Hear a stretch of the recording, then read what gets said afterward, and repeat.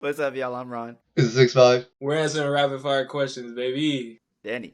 Thizzler reposted you today on their story, but they get a lot of hate for not showcasing like the range of hip hop sounds coming out the Bay. What do you want to see out of the next platform that emerges in terms of Bay Area sounds? I don't normally. I mean, over time, I've kind of grew to appreciate Thizzler for what they do, but I want the depth of the Bay to be showcased in whatever the next platform is. I want them to be able to showcase the different facets. You know what I mean?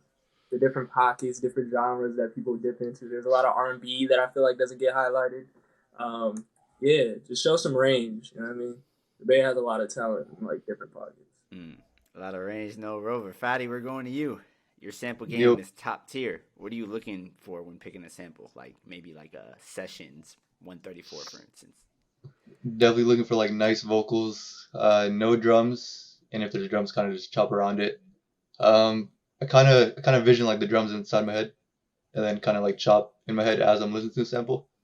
That definitely helps. Mm, mm. Okay. Back to Mr. Ali. On Playboy, the intro to this Real Star project, you say, they can't feel the pain of putting your greatest flaws on the beat. You can tell because of how they hide in their face on IG. What's the message in that lesson, though? Bro, it's just not being afraid, not being afraid to showcase your flaws, bro. Because that's the only way you're gonna grow is by taking those L's that you feel like are your biggest insecurities. I've grown the most from when I was the most insecure. So being able to wear those shits on fucking Broad Street and not be ashamed of that shit. That's the only way you're gonna grow. So you can't be criticizing musicians and shit if you too afraid to fucking post a selfie, nigga.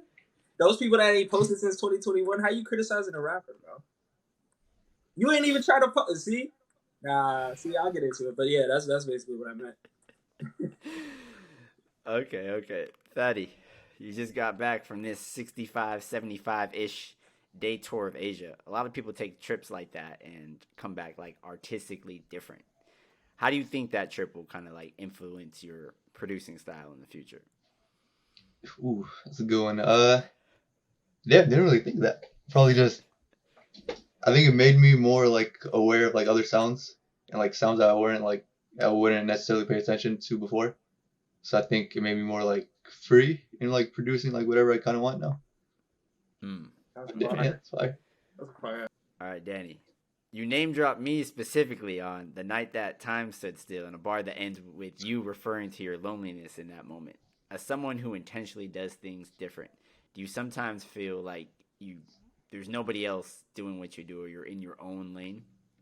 Sometimes I do, but there's people I look to as inspiration because I think we're all individually experiencing this world together, but in individual ways. So I kind of think of everybody else as like Sims characters or like NPCs in my own video game. So I don't necessarily look to anyone to fully relate to me, but like having close friends and family be able to, individually relate to me in different ways.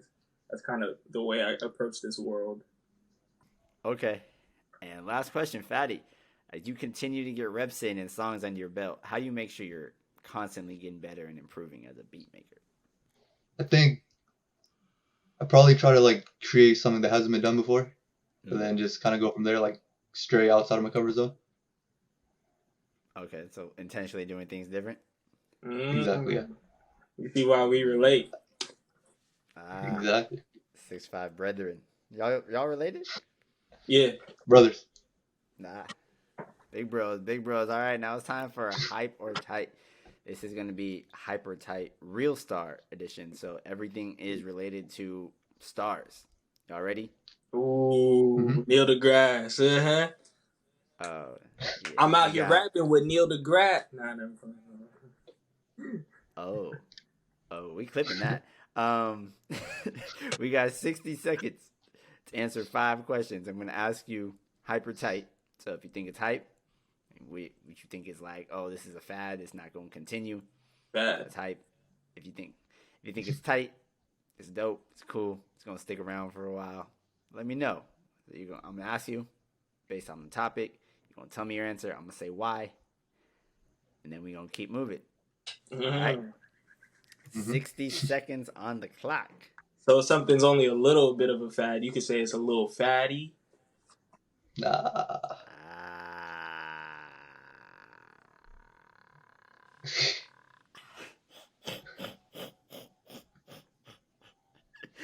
$60 on the clock, and it starts right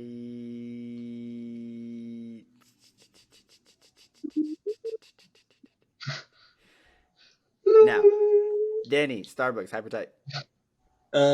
Hype. Why? Actually, it's tight, because it's been here But for a minute. It's been here for a minute. okay, Fadi, Hollywood stars, hypertype. Hype.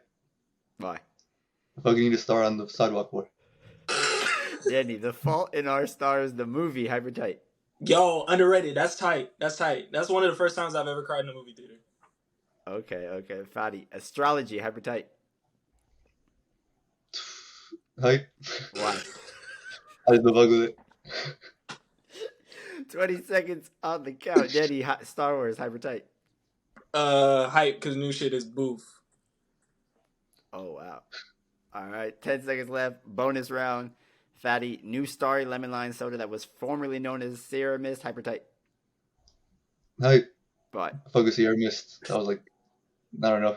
There's Real no one. 7-Up, no other shit. You get Sierra Mist. Real one. What the hell? That was hella real. Free Sierra. Well, So was Big go nowhere. SM. Big S is on my M. Pause.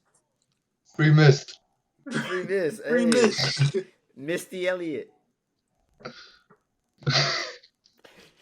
This has been the 6-5 show. Thank y'all for rocking with us. Yeah, check back next week. Peace and love. Peace. Peace.